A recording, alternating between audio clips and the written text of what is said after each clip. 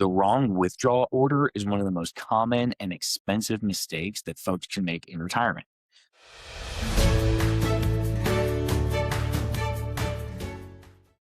Hey everybody, Matt Landon here. Today we are talking about something that seems rather simple, but it can have some really big implications for you. And this is your withdrawal strategy, how you pull money out of your taxable accounts, your IRAs, and your Roth accounts. Now here's the message I want to anchor from the very start with. It's not just what you make, it's what you keep and when you keep it and how you keep it that's going to have the biggest impact on your tax bill. The wrong withdrawal order is one of the most common and expensive mistakes that folks can make in retirement. So, what is a withdrawal strategy?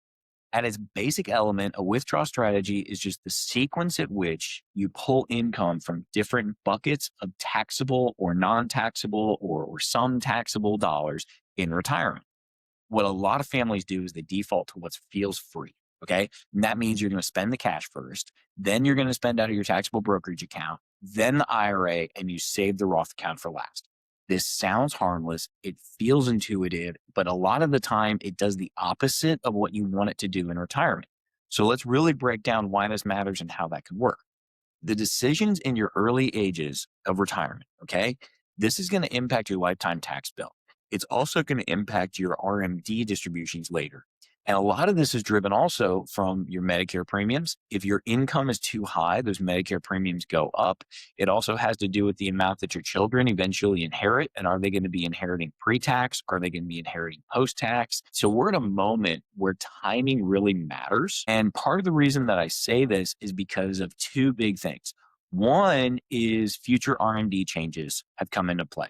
So if you looked at things years ago and you're under the impression that 70 and a half is RMD age, not anymore. For some people, it became 72, then 73, depending on when you were born. It could be even later than that. So that drives part of the conversations for us when you have to take that RMD. Remember, the RMD is just when you have to take money out.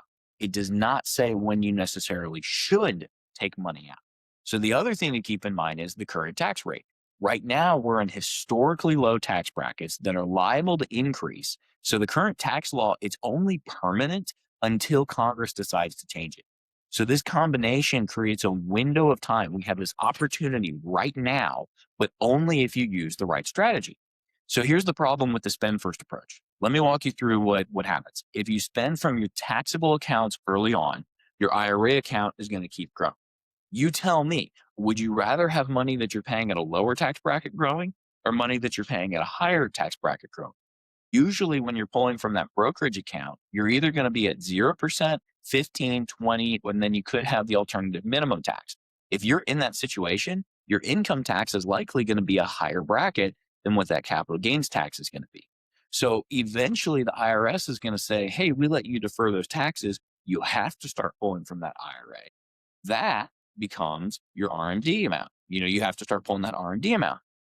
So what we do is then we only take the RMD and then it continues to grow, continues to grow. We've depleted this non-qualified account. Then when you leave funds to your kids, that non-qualified account gets a step up in cost basis. That IRA account is fully taxable, not just for you, but also for your beneficiaries. So the one part of it is for beneficiaries. The other part of it is for you. Think about those large RMDs. It leads to higher taxes, higher Medicare premiums, more of your Social Security being taxed, and in many cases, that higher tax bill for your kids. That's not the kind of growth that most families want. So something you can do instead is, one, blend your investments early. So those withdrawals, when you blend those investments and start pulling a piece from different accounts as opposed to taking everything from one area, you can keep your tax brackets more stable instead of swinging up. So having this depression and then this spike, you can kind of level it out a little bit more. Another thing you can consider is strategic Roth conversions. So looking at those brackets and kind of filling up that bracket with Roth conversions, you do want to also look at your Medicare premiums. Usually you're going to go over into that next bracket from Medicare premiums before you're going to fill up that tax bracket that you're in. So you want to be conscious of multiple facets when you're looking at Roth conversions, or use what a lot of people call the fill the bucket strategy, where you are pulling from a blended area to try and maintain a tax bracket across the board. So another thing you can do is manage your capital gains intentionally. So you might realize some capital gains. You may hold off. You may want to look at doing what's called tax loss harvesting at the end of the year. And so that's something that you want to kind of keep in play, but it's not a one with the exclusion of the others. This is really something that you want to have kind of laddering these different strategies or stacking these different strategies one on top of another to create your custom setup. So let me just say this. The rules, like I said earlier, Congress can change them at any point in time, but we're under a certain set now. So now's the time to take action, put together a plan, and realize you need to revisit it and make it adjustments every year.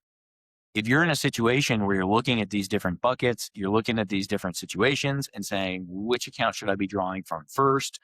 Should I be doing Roth conversions? How should I be doing this? What even is this? Or does it make sense for my situation? That's a great question to ask, and you don't have to answer it alone. This is the kind of conversation that we help our clients with all the time. We help families navigate this every day, making sure your income is intentional, your taxes are minimized, and your legacy is protected. I had someone who was leaving everything that they had to charity, and they were doing large Roth conversions. I asked them, why are you doing this? Because everything they had was going to go to charity. Well, that IRA is going to pass on tax free. That Roth account is going to pass on tax free. Well, why is that IRA passing on tax free? Because it's going to a nonprofit. It'd be a different situation if I was talking to them about leaving funds to their kids than leaving funds to a charity. So this is a case where you really want to be dialed in on what's important to you and what is your plan. Where are these dollars going to be most served to create your legacy, to create your lifestyle, to give you what you're looking for in retirement? So if you have questions, you're welcome to reach out. I hope you have a beautiful day. Thank you so much for listening, and take care.